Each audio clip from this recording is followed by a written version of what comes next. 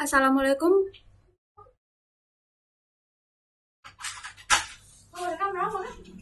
Tidak, jangan ribut dulu lah, jangan ribut dulu lah. Assalamualaikum warahmatullahi wabarakatuh. Perkenalkan, nama saya Mustika Oktavia dengan stambuk 13120220014. Di sini saya akan memaparkan materi mengenai 4 frame organisasi. Topik yang akan saya bahas di sini yaitu yang pertama kerangka struktural, kerangka sumber daya manusia, kerangka politik, dan terakhir kerangka simbolik. Kerangka struktural. Kerangka struktural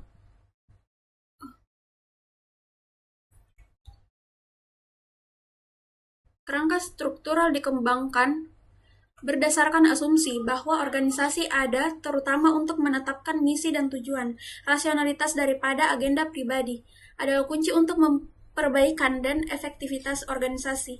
Bagi organisasi manapun, bentuk struktural dapat dirancang agar sesuai dengan tujuan politik, strategi, lingkungan, dan orang-orangnya. Koordinasi dan kontrol adalah penting bagi efektivitas organisasi. Pemimpin struktural selalu menghargai analisis dan arahan, menetapkan arahan yang jelas, dan menjaga orang-orang bertanggung jawab atas hasilnya.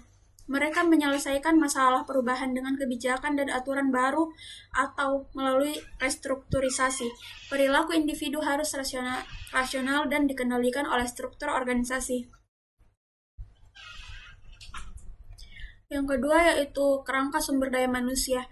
Kerangka SDM dalam kepemimpinan berfokus pada pentingnya hubungan antara individu dan organisasi. Pendekatan ini didasarkan pada teori hubungan manusia dan manajemen perilaku, dengan asumsi utama bahwa organisasi ada untuk memenuhi kebutuhan manusia, dan dengan demikian pemimpin dalam kerangka ini berupaya untuk memahami dan menyesuaikan diri dengan kebutuhan serta permasalahan karyawan.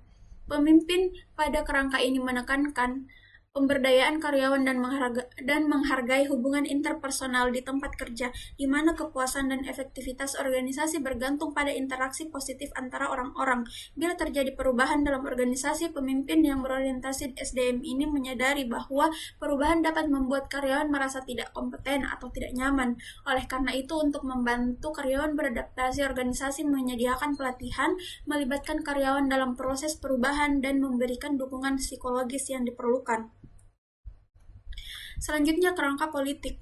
Kerangka politik dalam organisasi yang menekankan pentingnya kekuasaan dan pengaruh sebagai mekanisme utama dalam pengambilan keputusan. Kerangka politik yang berakar pada perspektif politik, memandang organisasi sebagai arena di mana berbagai individu dan kelompok bersaing untuk mendapatkan akses dan alokasi sumber daya.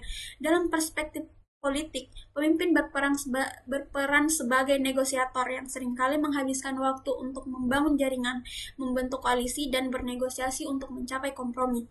Namun, pendekatan ini memiliki keterbatasan karena terlalu menekankan peran politik dan konflik dalam organisasi, sehingga mengabaikan potensi rasionalitas dan kerjasama antar individu dalam mencapai tujuan bersama. Yang terakhir yaitu kerangka simbolik.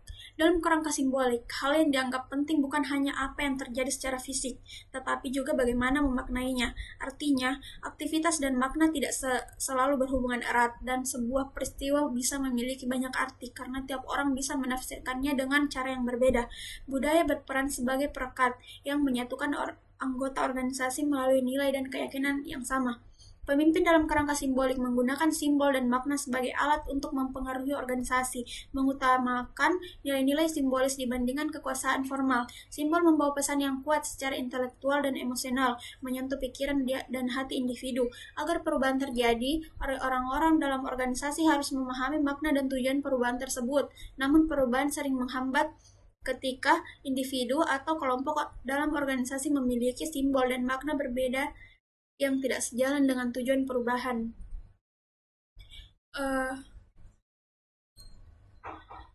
Baik, kesimpulannya, setiap kerangka menawarkan pendekatan berbeda dalam memahami dan mengelola perilaku organisasi. Kerangka struktural menitik beratkan pada struktur organisasi yang dirancang untuk mencapai tujuan dan efektivitas melalui kebijakan dan kontrol. Sedangkan kerangka sumber daya manusia menekankan pentingnya hubungan interpersonal serta penyesuaian organisasi dengan kebutuhan karyawan yang mendukung kolaborasi dan penghargaan. Kerangka politik melihat organisasi sebagai arena persaingan kekuasaan, di mana pemimpin bertindak sebagai negosiator dalam mengalokasikan sumber daya yang terbatas. Terakhir, kerangka simbolik menyoroti nilai-nilai, budaya, dan simbol yang memperkuat keterikatan anggota pada tujuan bersama organisasi. Dengan memadukan keempat kerangka ini, pemimpin dapat lebih memahami kompleksitas organisasi dan membuat keputusan yang lebih efektif sesuai dengan situasi dan kebutuhan organisasi. Baik, sekian pemaparan materi yang dapat saya sampaikan. Kurang dan lebihnya mohon dimaafkan. Assalamualaikum warahmatullahi wabarakatuh.